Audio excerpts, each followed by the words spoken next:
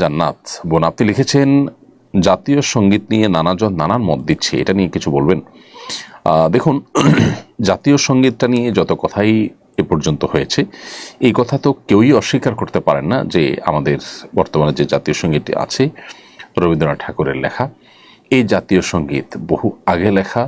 এই জাতীয় সঙ্গীত যখন লেখা হয়েছে তখন বাংলাদেশের অস্তিত্ব ছিল না।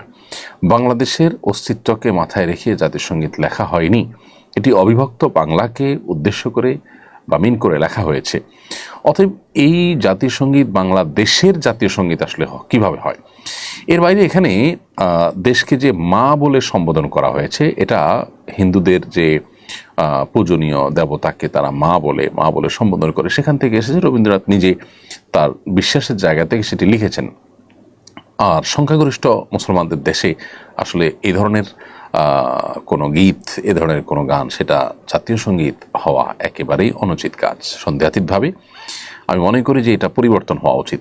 এটা পরিবর্তনের কথা বললেই যারা গেলে রব তোলেন, তাদের কাছে আমাদের বিনীত প্রশ্ন যে এটা কি কোরআন বা হাদিস? এটা কি কোনো ধর্মগ্রন্থ যেটার পরিবর্তন করা যাবে না? একটা রাষ্ট্রের সব কিছু যদি পরিবর্তন করা যায়, এটা কেন পরিবর্তন করা যাবে না? পৃথিবীর বহু দেশে জাতিসংগীত পরিবর্তন করা হয়েছে, এরকম বহু নজির রয়েছে। সেখানে এই জাতিসংগীত পরিবর্তন করতে আপত্তির জায়গাটা কোথায়? ঠিক ব্যক্তি রবীন্দ্রনাথ ঠাকুরকে নিয়ে অনেক আলাপ আলোচনা আছে। তিনি বাংলাদেশ রাষ্ট্র বা ঢাকা বিশ্ববিদ্যালয়গুলো সম্পর্কে তার বিরোধিতা ছিল। তার ক্যারেক্টারের ভালো বা মন্দের দিক থাকতে পারে, তার গুণগ্রাহী যেমন আছে, সমালোচক তেমন আছে, মানুষ হিসেবে থাকতে পারে, সেটা ভিন্ন আলাপ। কিন্তু তার এই সঙ্গীতটা বাংলাদেশের জাতীয় সঙ্গীত হওয়ার কোনো যৌক্তিকতা আদৌ থাকতে পারে কিনা?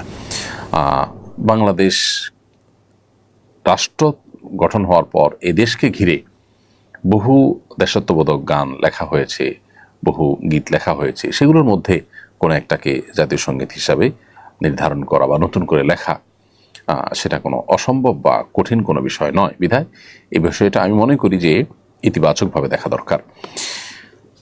এরপরে প্রশ্ন করেছেন, একজন আলেমকে নিয়ে সোশ্যাল মিডিয়া আলোচনা হচ্ছে, তিনি স্ত্রীকে মারধর করেন, অনেকগুলো বিয়ে করেছেন, বিয়ে করেন আর তালাক